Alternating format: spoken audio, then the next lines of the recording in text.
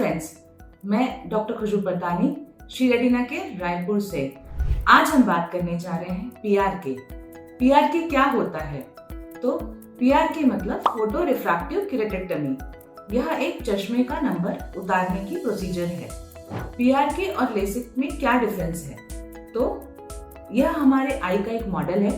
इसमें यह कॉर्निया होता है, जो सामने का स्ट्रक्चर ट्रांसपेरेंट हमें गोलाकार कॉर्निया दिखता है। पीआरके में हम कॉर्निया के फर्स्ट लेयर को निकालते हैं और लेजर द्वारा इसको रीशेप किया जाता है। वही लेसिक में हमें फर्स्ट लेयर को निकालने की आवश्यकता नहीं पड़ती है। लेसिक में हम एक फ्लैप बनाते हैं। ऐसे फर्स्ट लेयर ऐसे फ्लैप जैसे निकल जाता है और लेजर आंखों में आके रीशेप करता है। फिर ऑपरेशन के अंत में हम उस फ्लैप को वापस चिपका देते हैं। पीआरके का प्रोसीजर क्या है? तो पीआरके के पहले डॉक्टर अपनी आंखों को आई ड्रॉप से सुन कर देते हैं और एक लेजर द्वारा कॉर्निया को नया शेप देते हैं, जिसमें लेजर के पहले हम फर्स्ट लेयर या एपिथेलियम को एक ब्लेड की सहायता से शेव करते हैं। यह प्रोसीजर के दौरान हमें पेन नहीं होता है। यह पेनलेस प्रोसीजर है और इसमें 2 से 3 मिनट का समय लगता है। ऑपरेशन के अंत में एक कॉन्टैक्ट लेंस आंख में दिया जाता है, जिसे हम 5 से 7 दिनों बाद डॉक्टर के द्वारा निकाला जाता है। पीआरके हम कब करा सकते हैं? तो 18 की उम्र के ऊपर, और अगर हमारा चश्मे का नंबर स्टेबल है, 1 साल तक हमारा चश्मे का नंबर बदला नहीं है, तो हम पीआरके करा सकते हैं। पीआरके कराने के पूर्व हमें एक पेंटाग्राम नाम का टेस्ट किया जाता है, जिसमें हम कॉर्निया का थिकनेस लेते हैं। अगर आपका कॉर्निया पीआरके को सुटेबल है, तो डॉक्टर आपको पीआरके की सलाह देते हैं। आपका चश्मे का नंबर -8 से -10 है, सिलेंडर पावर -1 से 2 तक है, और अगर आपका प्लस का पावर 1 से 5 तक है, तो पीआरके की सलाह दी जाती है।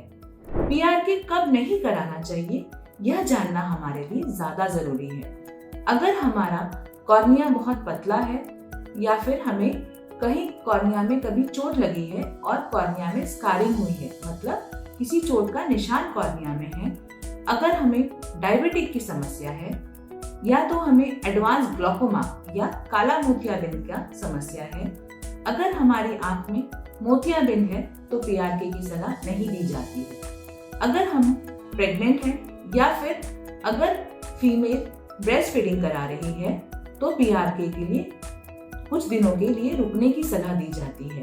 ब्रेस्ट फीडिंग और प्रेगनेंसी के दौरान पीआरके नहीं कराना चाहिए। अगर हमारी आंखों में बार बार इन्फेक्शन होता है, तो पीआरके को हम अवॉइड करने की सलाह देते हैं।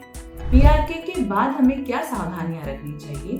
तो पीआरके के बाद हम आपको कुछ 2 से 3 तरह के आई ड्रॉप देते हैं, जिसे 1 से 2 महीने तक आंखों में डालना होता है।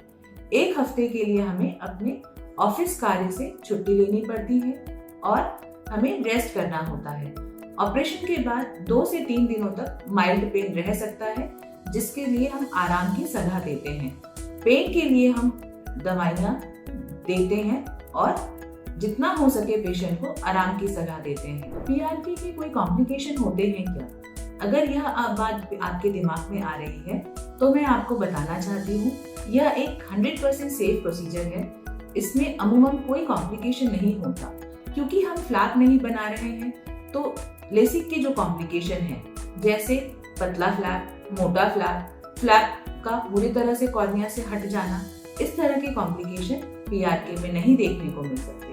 पीआरके में ड्राइनेस की समस्या भी लेसिक से कम होती है और यह प्रोसीजर रिवर्सिबल है। अगर चश्मे का नंबर थोड़ा सा बच जाए, तो हम पीआरके को रिपीट कर सकते हैं। पीआरके में कॉर्निया में किसी तरह से कोई निशान नहीं आता है। पीआरके में रिकवरी कैसी होती है? तो फ्रेंड्स, मैं आपको बताना चाहती हूँ, पीआरके में ऑपरेशन के तुरंत बाद आपको नॉर्मली दिखना शुरू हो जाता है। आई ड्रॉप से वह धीरे धीरे कॉर्निया और हेल्दी होता है। 1 से 2 हफ्ते में थोड़ा सा विजन ड्रॉप होता है, जिससे का कारण कॉर्नियल एडिमा है, लेकिन ड्रॉप्स की मदद से विजन 3 वीक्स तक वापस पूरा रिकवरी हो जाता है और हम रूटीन काम में शुरू हो सकते हैं। धन्यवाद।